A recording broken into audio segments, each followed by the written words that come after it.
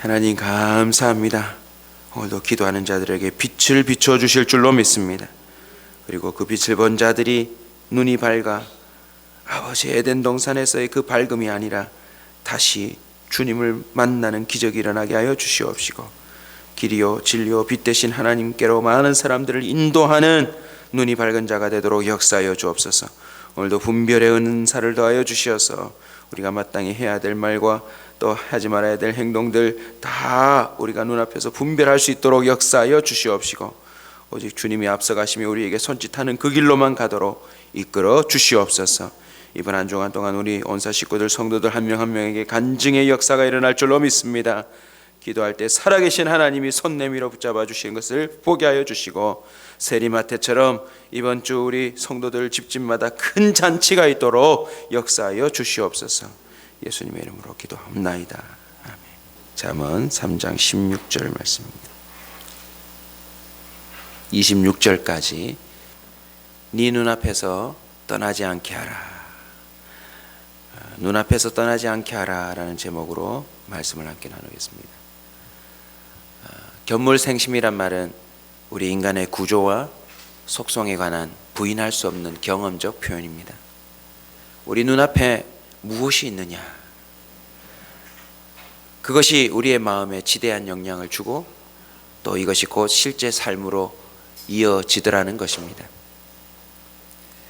저와 여러분은 눈앞에 무엇을 두고 사느냐, 그것이 우리의 삶의 가장 큰 이슈 중에 하나라는 사실을 기억해야 합니다. 모세가 눈앞에 좌우를 살펴 사람이 없음을 보고 살인을 저지를 수 있었던 것처럼 우리가 한 치 앞도 보지 못하는 존재인 것만, 우리 눈에 보이는 것, 보이지 않는 것, 그것으로만 살면 우리는 커다란 큰 실수를 저지르고 만다는 것입니다. 눈에 보이지 않지만 존재하는 것이 세상에 훨씬 더 많습니다. 과학자들의 그 말을 빌어 인용해 보면 거의 95%가 눈에 보이지 않지만 존재한대요. 눈에 보이면서 존재하는 건 한 5% 정도밖에 안 된대요. 여러분 기억하십시오. 우리 눈앞에 보이지 않지만 존재하는 것이 훨씬 많다는 것 기억해야 합니다. 솔로몬은 이러저러한 그 많은 것들을 경험하며 오늘 본문을 통해 특별히 이렇게 말하고 있습니다. 지혜를, 그리고 앞에서 우리가 얻었던 꾸지람과 징계들, 이 모든 걸 종합해서 하나님이 우리에게 주시는 잊지 말아야 될 것을 눈앞에서 떠나지 말게 하래요. 그러고 보니 이것은 하나님의 정신입니다. 하나님의 마음입니다. 문지방에 또 손목에 미간에 돌기둥으로 또 그것을 새기고, 이런 모든 일련의 말들은 우리 눈앞에 그 지혜가 떠나지 않도록 하시는 하나님의 지혜인 것입니다.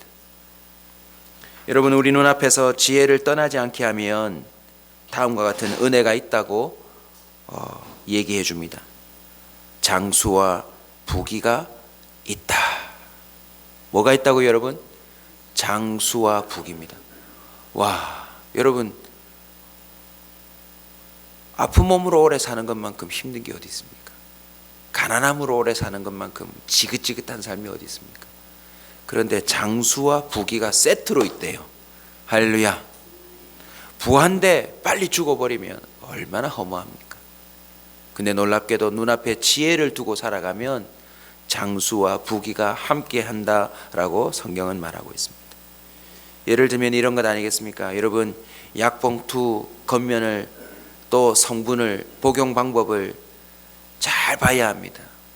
몇 글자만 잘못 보아도 목숨을 잃거나 심각한 지경에 이를 수 있습니다. 그러나 눈앞에 그 우리에게 주는 지혜와 그 방법들을 잘 기억하고 떠나지 않게 하며 순종하면 그 약이 양약이 되어 병을 고치고 그 삶이 또 이어지는 듯,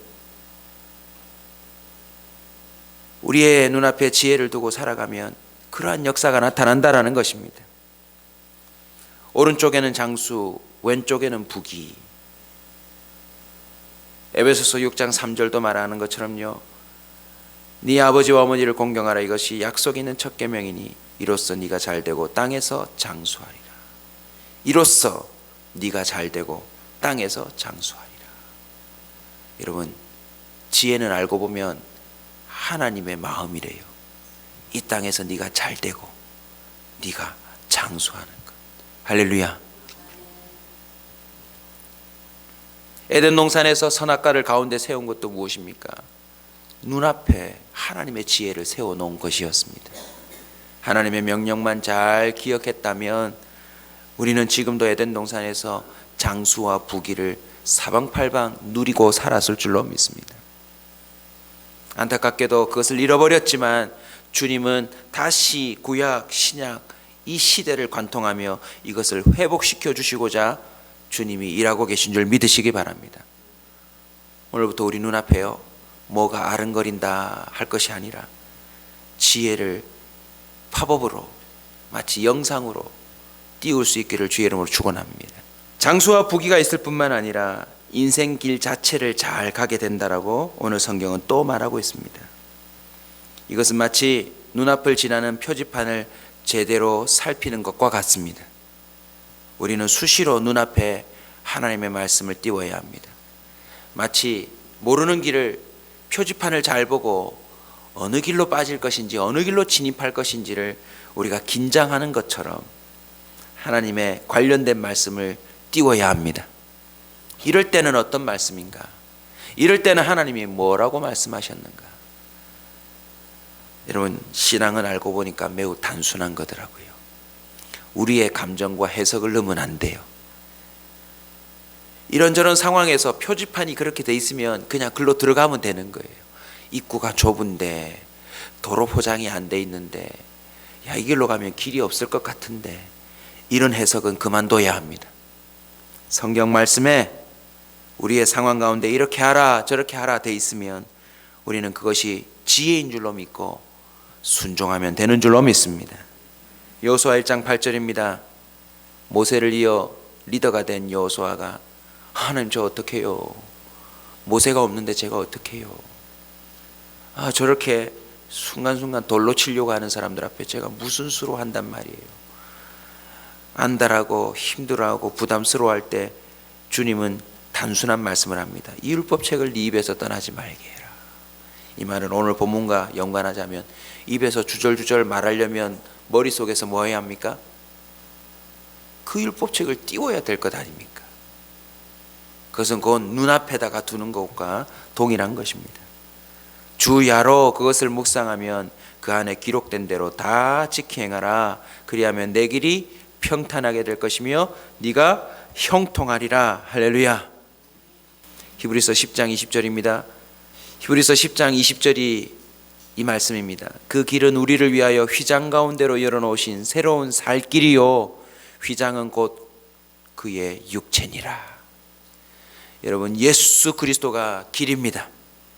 예수 그리스도의 이름으로 기도하는 것은 새로운 길이요 우리가 살 길입니다. 아멘.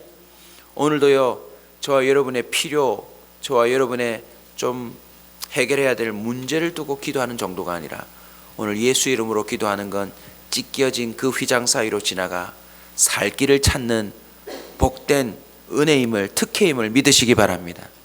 오늘도 기도 중에 살 길을 발견할 겁니다. 이게 살 길이다. 그러면 그게 살 길입니다. 오늘은 이렇게 해야 되겠다. 이거 하지 말아야 되겠다. 그것이 곧 우리로 하여금 평탄한 길이며 하나님이 기뻐하시며 춤추는 길이요 형통한 길인 줄 믿으시기 바랍니다. 어저께 저녁을 잠깐 먹고 뉴스를 잠깐 보니까요, 30대 여성 한 분이 만취 상태에서 경부고속도로를 역주행을 했더라고요. 그 뉴스 기자들도 얘기하는데 어떻게 반대편으로 넘어갔는지 잘 모르겠대요. 근데 완전히 만취가 돼가지고 그 CCTV 영상을 보니까 역주행을 하는데 막 차에서 불꽃이 나요. 애꿎은 차 7대를 들이받고서야 중앙 분리대를 받고 멈춰섰더라고요. 눈앞에 표지판을 잘 봐야 합니다. 떠나지 않게 해야 합니다.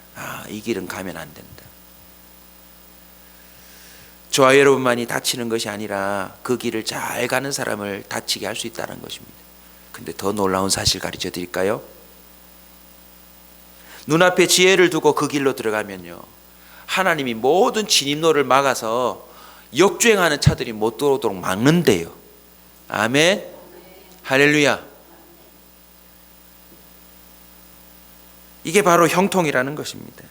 17절 보십시오. 그 길은 즐거운 길이요 그의 지름길은 다 평강이니라. 할렐루야. 19절 여호와께서는 지혜로 땅에 털을 놓으셨으며 명철로 하늘을 견고히 세우셨고 그 지식으로 깊은 바다를 갈라지게 하셨으며 공중에서 이슬이 내리게 하셨느니라. 무슨 뜻입니까? 이 세상 전체에 하나님의 지혜가 새겨져 있더라는 것입니다. 그래서 주님이 말씀해 주신 대로만 가면 이 세상 속에 새겨져 있는 지혜가 내게 혜택으로 누리게 된다라는 것입니다.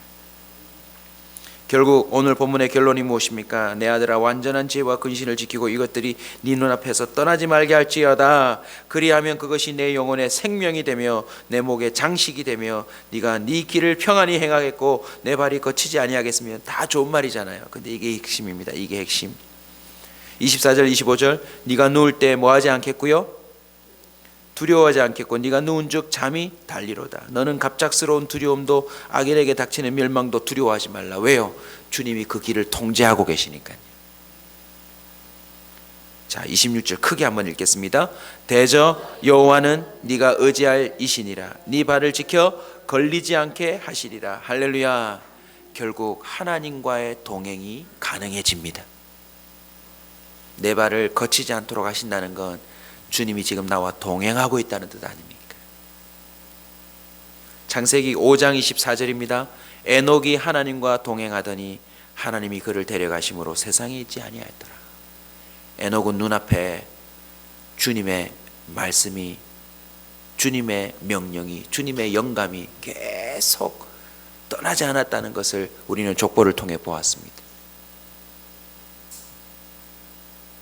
그 후손 무드셀라가, 그리고 그 후손 노아가 어찌 살았습니까?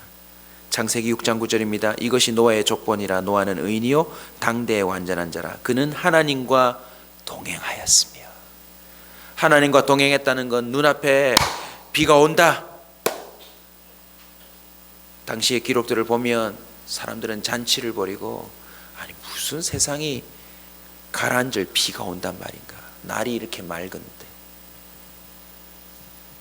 세상 사람들은 눈앞에 보이는 현상만 갖고 있었지만 노아는요, 하나님의 말씀을 눈앞에 떠나지 않게 함으로 말미암아 그 홍수의 날에 진정 하나님이 예비하신 그 길로 가더라는 것입니다.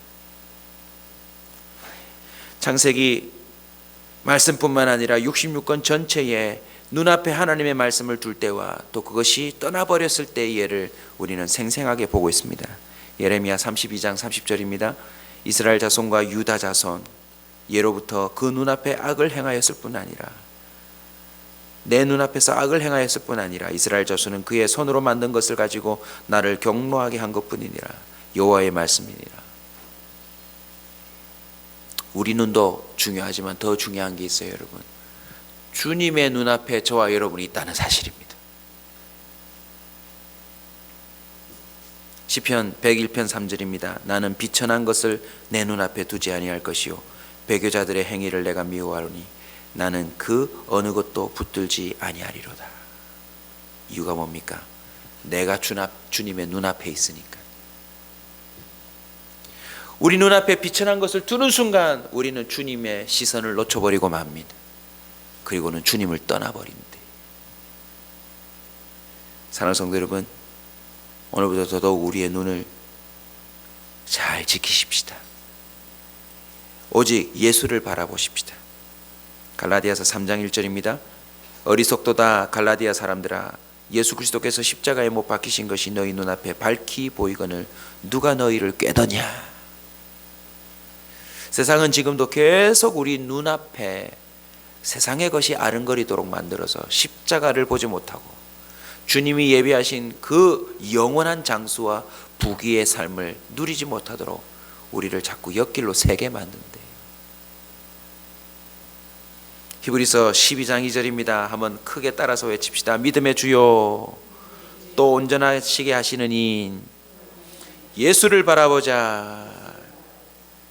여러분 오늘부터 예수를 바라보시길 바랍니다. 말씀을 맺습니다.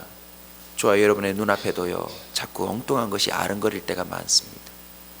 일어나지 않은 일들이 일어날 것처럼 자꾸 상상이 되어지고 해석하면 안 되는 해석이 자꾸 눈에 떠오르면서 불길하게 여겨지고 근심과 걱정과 고민이 오고 또 실제로 노아 시대의 맑은 하늘을 보며 홍수는 안 온다라고 외쳤던 것처럼 자꾸 우리는 눈앞에 보이는 현상과 모습만 보고 우리는 우리의 감정대로 그냥 선택하고 갈 때가 많습니다.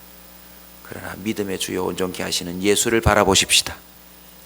우리가 알고 있는 성경 구절들을 놓치지 아니하고 눈앞에 세워놓아서 그 약속을 붙들고 가면 정말 그 길이 나타날 줄로 믿습니다.